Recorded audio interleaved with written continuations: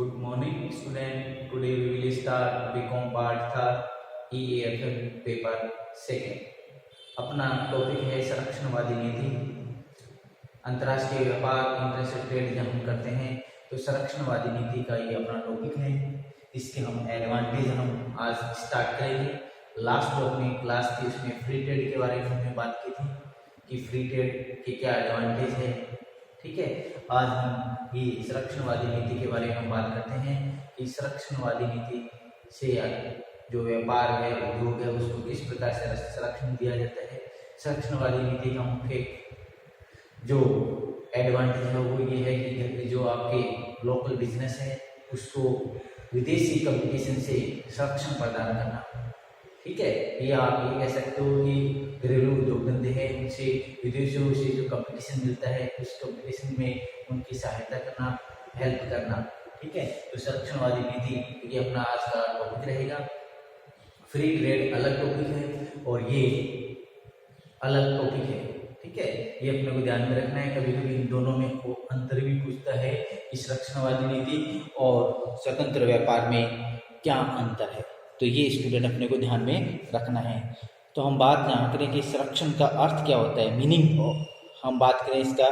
तो जहाँ तक संरक्षण का अर्थ है का आज से हम मीनिंग की बात करें तो संरक्षण से जो तात्पर्य है सरकार की उस पॉलिसी से है जिसके अंतर्गत उद्योगों, घरेलू उद्योगों को, ठीक है, घरेलू उद्योगों को विदेशी फॉरेन जो होता है विदेशी कंपटीशन में रक्षा हेतु विदेशी व्यापार पर अनेक प्रकार के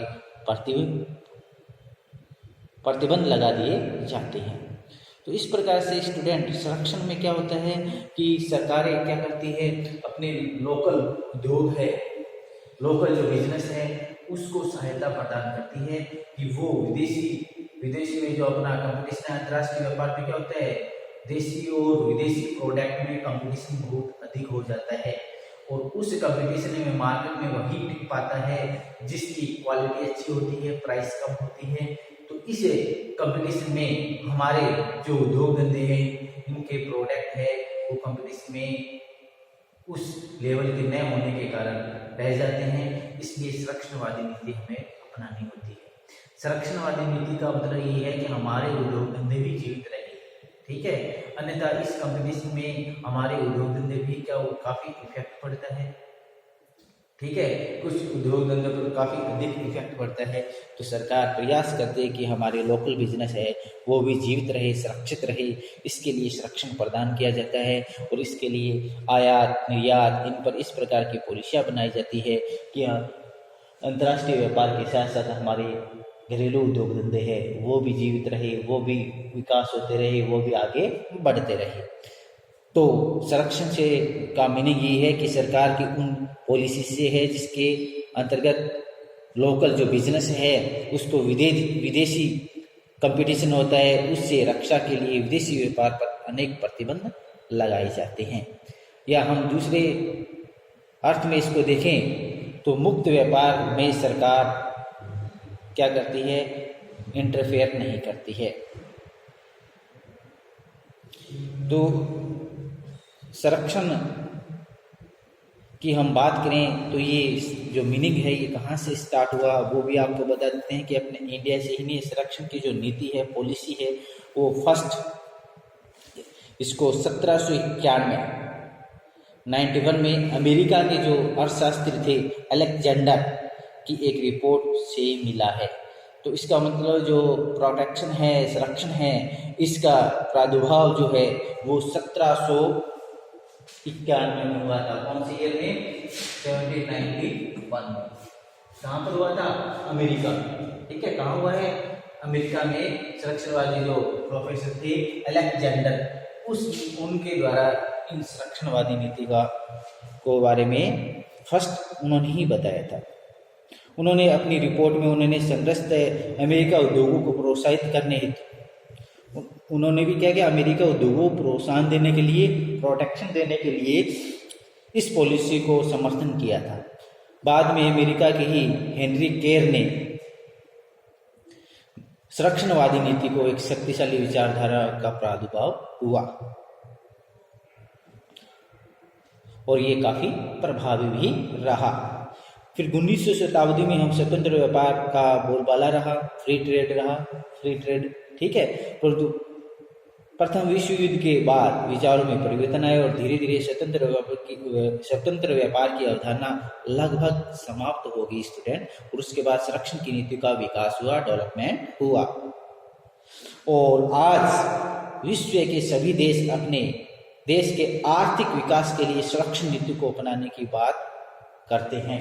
तो ये नहीं है कि एक ही देश को संरक्षणवादी नीति अपनाता है, प्रत्येक देश अपने उद्योग धंधों को जीवित रखने के लिए संरक्षणवादी नीति अपनाते ही है, ठीक है। कि उनके उद्योग धंधे भी इस कंपटीशन के टाइम में जमे रहे, फेल न हो, इसलिए वो संरक्षणवादी नीति अपनाता है।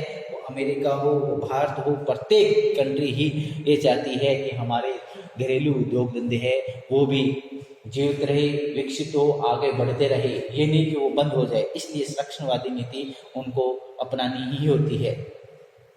तो इस प्रकार से संरक्षण का मतलब आप समझ गए होंगे। विदेशी कंपटीशन से, विदेशी जो उद्योग धंधे हैं, विदेशी जो प्रोडक्ट है, उनके कंपटीशन से घरेलू उद्योग धंधों को या प्रोडक्ट को प्रोटेक्शन देना, सहायता देना, ठीक है, या उसकी रक्षा करना ही संरक्षण है। समझ में आ गया। अब बात यह है कि ये जो संरक्षण है इसके इस नीति के लाभ क्या होंगे, ठीक है। प्रोटेक्शन नीति पॉलिसी है वो हम क्यों अडॉप्ट करें, क्यों स्वीकार करें, इसके क्या बेनिफिट रहेंगे, क्या लाभ रहेंगे।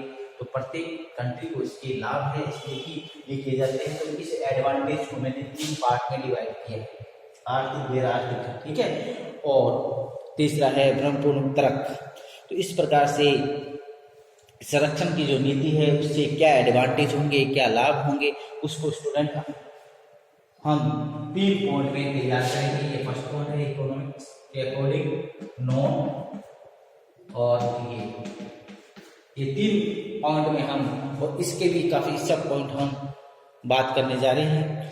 तो फर्स्ट हम बात करते हैं इकोनॉमिक एडवांटेज, आर्थिक तर्क या आर्थिक लाभ क्या है वो हम इस पर बात करते हैं। इसमें कुछ मैंने आगे पॉइंट लिखे हैं, इंडस्ट्रीज, एम्प्लॉयमेंट,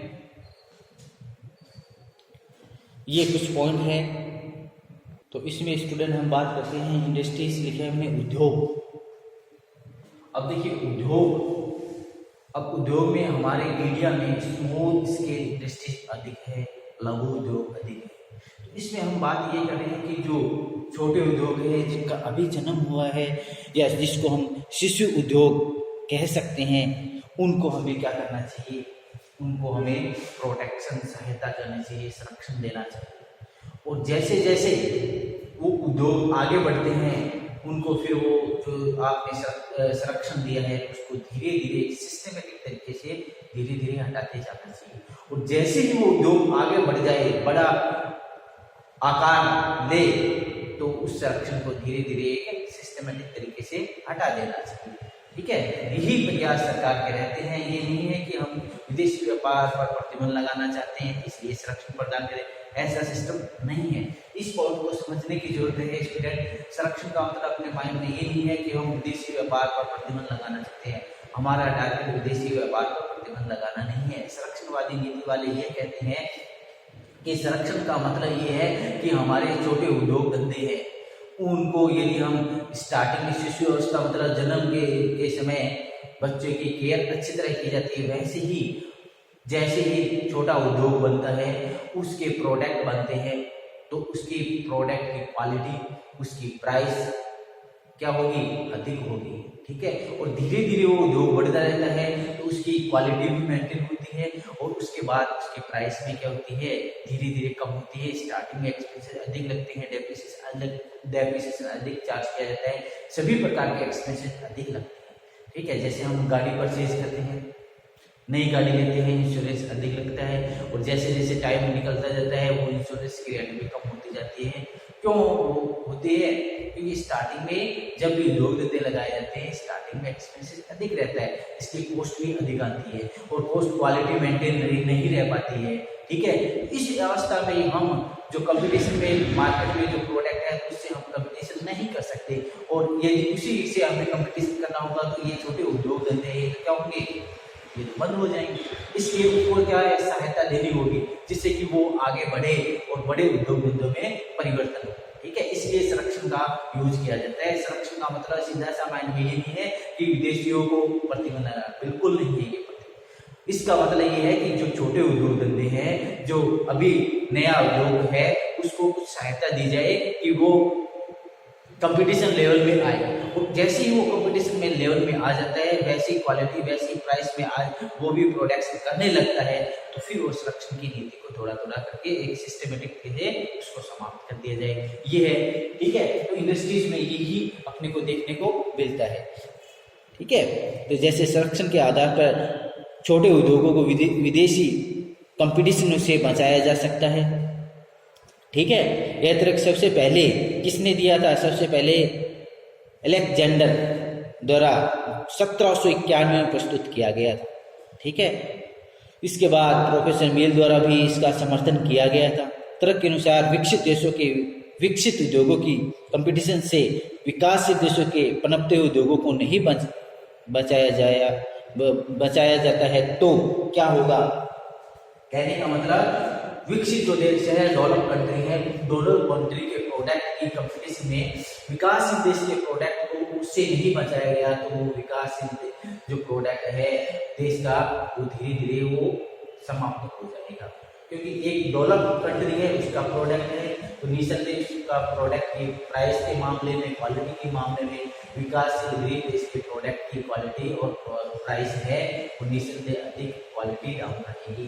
उसके लिए उसको सहायता देके उस लेवल में बनाने के लिए हमें उसे संरक्षण देना पड़ेगा, और उस संरक्षण का हमारा टारगेट क्या है कि उससे विकासशील प्रोडक्ट के लेवल में उसको लाना, उसके बाद एक फेयर कंपटीशन करवाना ही हमारा टारगेट है। इसलिए हम संरक्षण की नीति को हम बताते हैं कि संरक्षण की नीति को किस प्रकार से, तो ये सभी अमेरिका की प्रोफेसरों ने, विद्वानों ने आपको बताया।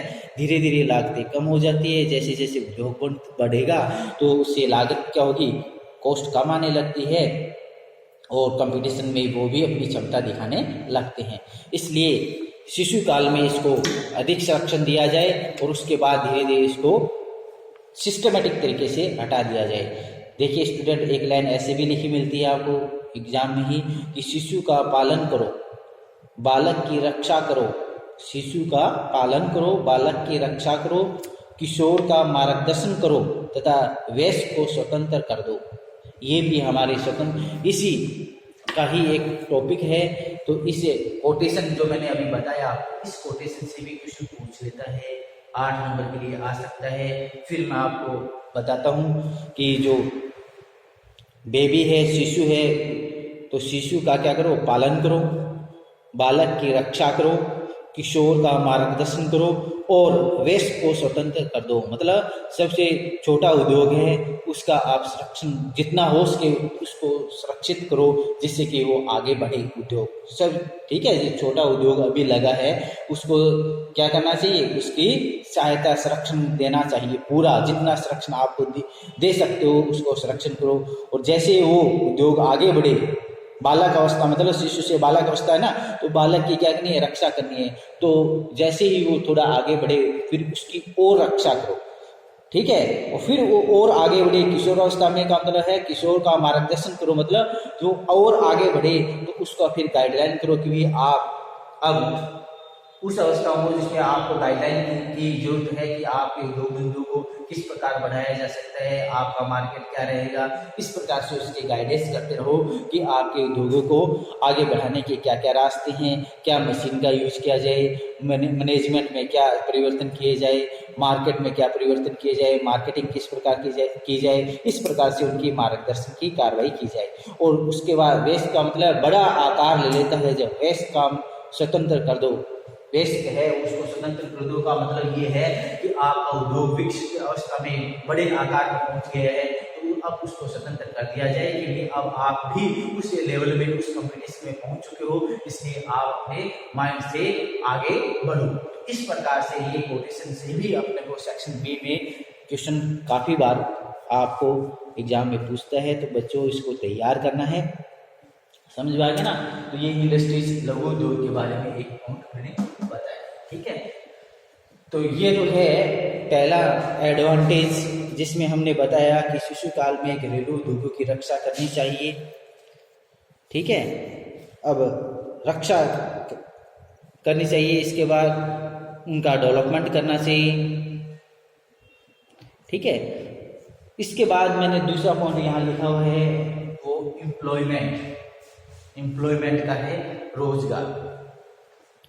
तो देखिए रोजगार की हम बात करें तो इसमें भी काफ़ी एम्प्लॉयमेंट में हम ये बता सकते हैं कि घरेलू उद्योग धंधे विकसित होंगे तो उससे यहाँ पर रोजगार के अवसर भी बढ़ेंगे। और घरेलू उद्योग धंधे बंद हो गए हैं तो इससे क्या होगा, इससे रोजगार कम होगा। इसलिए उद्योग धंधे इंडस्ट्रीज बढ़ेगी, इंडस्ट्री से आगे वाले पॉइंट होंगे, ठीक है। उद्योग धंधे अधिक होंगे, रोजगार अधिक मिलेगा, रोजगार अधिक मिलेगा, आय के साधन मिलेंगे, आय के साधन से लिविंग स्टैंडर्ड बढ़ता है, सेविंग बढ़ती है, सभी जो इकोनॉमिक चक्कर है, साइकिल है, वो रोटेट होता है, ठीक है। तो ये भी अपने को बताना है कि रोजगार के अवसर है वो भी बढ़ते हैं। आप संरक्षणवादी नीति अपनाते हो तो इससे रोजगार के अवसर बढ़ेंगे, आपके घरेलू उद्योग धंधे बढ़ते हैं, तो घरेलू उद्योग धंधे जब बढ़ते हैं तो सभी का ऑल ओवर डेवलपमेंट होता है, रोजगार मिलता है, ट्रांसपोर्टेशन का विकास होता है, बैंकिंग का विकास होता है, सर्विस, ठीक है, और इंश्योरेंस कंपनियों का, इन सभी का ऑटोमेटिक रोटेट होते हैं, ठीक है। किससे, संरक्षणवादी नीति से। और लघु उद्योग ही कंपटीशन में नहीं रह पाए तो वो धीरे धीरे बंद हो जाते हैं, तो रोजगार के जो साधन हैं वो भी धीरे धीरे क्या होंगे, स्टॉप हो जाएंगे, रुक जाएंगे, ठीक है। इसलिए नए नए उद्योग धंधों को हमें संरक्षण प्रदान करना चाहिए, जिससे कि वो भी आगे विशाल प्रोडक्ट बनाए, ठीक है, वो भी उद्योग धंधे आगे एक बड़े उद्योग धंधे में बने, और बड़े उद्योग धंधों में रोजगार के साथ बहुत अधिक मिलते हैं, ठीक है। और हमारे इंडिया में तो हम बात करें स्टूडेंट, तो हमारे इंडिया में तो स्मॉल स्केल इंडस्ट्रीज अधिक है। और स्मॉल स्केल इंडस्ट्रीज का मतलब क्या होता है, स्मॉल स्केल इंडस्ट्रीज में मैनुअल वर्क अधिक किया जाता है, मशीनराइजेशन कम होता है। तो मैनुअल वर्क का मतलब है कि वहाँ रोजगार के साधन अधिक मिलते हैं, ठीक है, रोजगार के साधन अधिक मिलते हैं, आय का सोर्स बनता है, ठीक है। तो ये वो यदि विदेशी कंपटीशन में फेल हो जाते हैं तो ये तो उद्योग धंधे बंद होने का मतलब रोजगार के साधन भी खत्म हो जाएंगे। इसलिए अपने को रोजगार के अवसर यदि बढ़ाने हैं तो संरक्षणवादी नीति को यूज करना होगा। अब हम बात करते हैं थर्ड पॉइंट की। थर्ड पॉइंट में मैंने लिखा है वो GR का है गवर्नमेंट रेवेन्यू। थर्ड पॉइंट क्या है, GR का मतलब क्या है, government revenue, increase government revenue. इसमें अपन को क्या बताना है, इंक्रीज गवर्नमेंट रेवेन्यू। आपके उद्योग बढ़ेंगे, उद्योग से क्या मिलेगा, रोजगार मिलेगा, रोजगार से गवर्नमेंट रेवेन्यू जनरेट होगी। गवर्नमेंट की रेवेन्यू क्या होती है स्टूडेंट, टैक्स, ठीक है। तो टैक्स जनरेट कब होगा, आपके इंडस्ट्रीज कॉर्पोरेट सेक्टर का विकास होगा तो वहां पर अधिक लाभ होगा तो आप उस पर टैक्स लगाओ, ठीक है। तो गवर्नमेंट का जो खजाना है उसमें भी अर्निंग कब होगी, जब आपके देश में उद्योग धंधों का विकास होगा। उद्योग धंधों का विकास होगा, इनडायरेक्ट से गवर्नमेंट की जो रेवेन्यू है वो भी इंक्रीज होगी, ठीक है। आपके यहाँ काम करने वाले कर्मचारी है वो भी टैक्स पेमेंट करेंगे, कॉर्पोरेट सेक्टर वाले भी टैक्स पेमेंट करेंगे, तो इनडायरेक्ट से वो गवर्नमेंट के खजाने में भी पहुंचने वाला है टैक्स। और ये उद्योग धंधे नहीं है, रोजगार नहीं मिलेंगे, आम आदमी को रोजगार के साधन नहीं है, वो टैक्स के अपनी ही आवश्यकता पूरी नहीं कर पा रहा है, टैक्स आपको कैसे पेमेंट करेगा क्योंकि उसके पास आय का साधन ही नहीं, ठीक है। इस प्रकार से, और उद्योग धंधे वहां भी अर्निंग नहीं होती है तो इस प्रकार से टैक्स नहीं मिल पाएगा। तो आप सभी समझ गए होंगे कि भी गवर्नमेंट रेवेन्यू किस प्रकार से इंक्रीज होती है, ठीक है। गवर्नमेंट टैक्स की कलेक्शन करके देश के डेवलपमेंट में अपना योगदान देती है, देश का डेवलपमेंट गवर्नमेंट करती है, बट वो गवर्नमेंट के पास अर्निंग के सोर्स क्या होते हैं, टैक्स होते हैं। और टैक्स कहाँ से कलेक्ट करते हैं, मोस्टली कॉर्पोरेट सेक्टर से ही बहुत बड़ा टैक्स कलेक्ट किया जाता है, मैनुअली भी टैक्स देता है। अर्निंग होती है पर कॉर्पोरेट सेक्टर से बहुत अधिक होती है। तो कॉर्पोरेट सेक्टर यदि बढ़ेगा तो टैक्स भी बढ़ेगा, और टैक्स बढ़ेगा गवर्नमेंट के पास अर्निंग होगी। ठीक है, तो यदि अर्निंग अधिक करनी है तो उद्योग धंधों को संरक्षण प्रदान करना पड़ेगा, इसलिए ही सरकार ये संरक्षण प्रदान करती है, जिससे कि उद्योग धंधे करने वाले जो व्यक्ति है उनको भी बेनिफिट हो, सरकार को भी बेनिफिट हो और देश का भी विकास हो। क्योंकि टैक्स जो कलेक्ट होता है स्टूडेंट, उससे ही देश का ओवरऑल डेवलपमेंट किया जाता है। सरकार की इनकम का मेन सोर्स ही क्या है? टैक्स कलेक्शन है। टैक्स कलेक्शन के द्वारा ही वो अपनी बड़ी बड़ी योजनाओं को ऑपरेट कर पाती है। समझ आ रही ना आपको बात? इसके बाद स्टूडेंट मैंने आगे लिखा है ये डंपिंग, राशि पातन। डंपिंग का मतलब क्या है? राशि पातन। इसको भी हम रोक लगा सकते हैं। ठीक है, अपने उद्योग को संरक्षण प्रदान करके कि भी हम इस रेट पर ही करेंगे, तो इससे भी डंपिंग पर भी अपने को प्रतिबंध में सहायता मिल जाती है। ठीक है, हम संरक्षणवादी नीति से डंपिंग पर प्रतिबंध लगा सकते हैं। डंपिंग का मतलब होता है कॉस्ट से भी कम पर आप क्या करते हो, उसको दूसरे प्रोडक्ट को मार्केट से हटाने के लिए डंपिंग की जाती है। परंतु आप अपने प्रोडक्ट को संरक्षण प्रदान करते हो तो प्रोडक्ट मार्केट से नहीं हिल पाएगा। ठीक है, तो इस प्रकार से देश के माल को विदेशी बाजारों में कम कीमत पर बेचना राशि पातन कहलाता है। जो देसी प्रोडक्ट है उसको दूसरे विदेश में कम कीमत पर बेचना और वहाँ के प्रोडक्ट को मार्केट से आउट करने के लिए कम कीमत पर, लागत से भी कम पर आप क्या करते हो? सोल्ड करते हो। ये राशि पातन होता है, अवैधानिक है। तो इसको रोक लगा सकते हैं, क्योंकि ये संरक्षणवादी नीति में ये तो है कि हम विदेशी जो प्रोडक्ट है उस प्रोडक्ट से हमारे लोकल उद्योग धंधे है उनकी रक्षा करेंगे, उनकी कीमत है तो इस प्रकार के प्रतिबंध लगा के उनको हम अपने प्रोडक्ट के लेवल में लाएंगे या उस पर संरक्षण प्रदान करेंगे। ठीक है, ये डंपिंग वाला पॉइंट है, ये पहले भी पॉइंटों में आ चुका है, इसलिए अपन ज़्यादा डिटेल से बात नहीं करेंगे। इसके बाद नेक्स्ट हम काफ़ी पॉइंट है, देखिए इसमें आप ये बता सकते हो उद्योग का विविधीकरण, मतलब अलग अलग उद्योगों में डिवाइडेशन करके हम कर सकते हैं, संरक्षणवादी नीति को अपना सकते हैं, आधारभूत उद्योगों का विकास भी कर सकते हैं। ठीक है, भुगतान संतुलित कर सकते हैं, राष्ट्रीय संसाधनों को संरक्षण प्रदान कर सकते हैं, ये सभी हम बता सकते हैं। तो आप इसमें ये बता सकते हो कि शिशु काल में घरेलू उद्योगों की सुरक्षा के लिए हमें संरक्षण नीति अपनानी होती है। आर्थिक में बात करें, ऑल ओवर डेवलपमेंट के लिए भी बेनिफिट रहेगा। विदेशों पर निर्भरता कम करने के लिए भी संरक्षण आवश्यक है। स्वदेशी बाजार का निर्माण विस्तार करने के लिए भी संरक्षण आवश्यक होता है स्टूडेंट। आधारभूत ढांचे का विस्तार करने के लिए भी संरक्षण आवश्यक है। रक्षा उद्योगों के लिए भी संरक्षण आवश्यक होता है। इसके बाद राष्ट्रीय संरक्षणों का राष्ट्रीय हित में उपयोग भी संरक्षण आवश्यक है। अधिकतम रोजगार के अवसर उपलब्ध कराने के लिए भी संरक्षण आवश्यक है। देश में पूंजी के बहिर्गमन पर रोक लगाने के लिए भी आप संरक्षण का यूज कर सकते हो। घरेलू उद्योगों को मजबूत करने के लिए भी आप संरक्षण यूज कर सकते हो। व्यापार को संतुलित करने के लिए भी संरक्षण यूज किया जा सकता है।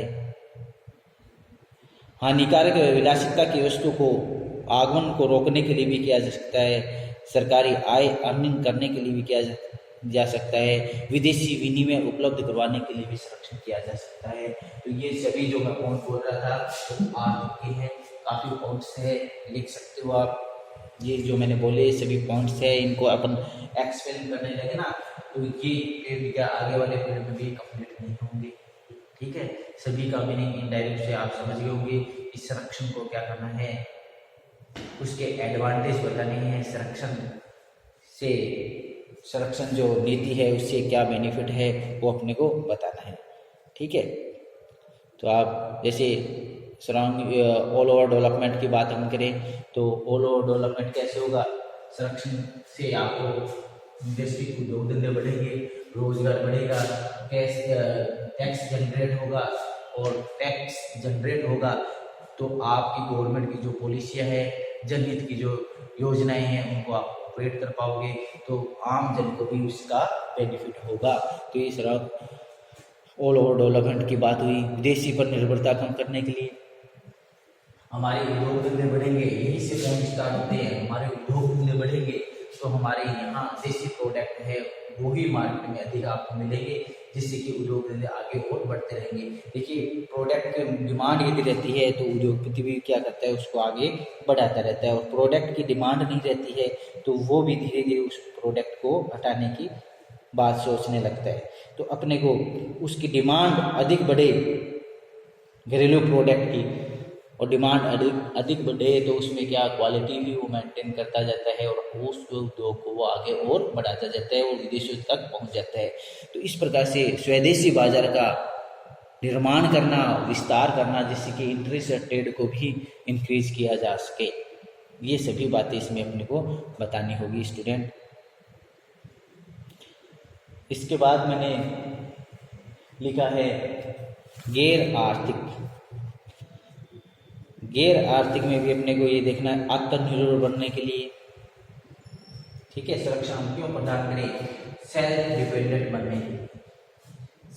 डिपेंडेंट बनने के लिए कि आत्मनिर्भर, एटलीस्ट हम खाद्य पदार्थ में भी आत्मनिर्भर में आवश्यक की जो वस्तु है उस पर हम अपने ही देश में प्रोडक्ट करें, ठीक है। आज़ादी से पहले की कहानी थी कि गेहूँ और ये क्या हम विदेशों से आयात करते थे, उससे ही काम चलता था। अब हम सेल्फ डिपेंडेंट हैं खाद्य पदार्थ में। तो इस प्रकार से अपने को आत्मनिर्भर बनने के लिए, राष्ट्रवाद की भावना जागृत करने के लिए, राष्ट्रवाद की भावना जागृत करने के लिए भी हमें संरक्षण जरूरत है कि हमारे देश में ही ये प्रोडक्ट है, स्वदेशीकरण करने के लिए, और एक है देश की सुरक्षा के लिए, ठीक है, देश की सुरक्षा के लिए भी आवश्यक है कि हमारे उद्योग धंधे अधिक से अधिक बढ़े।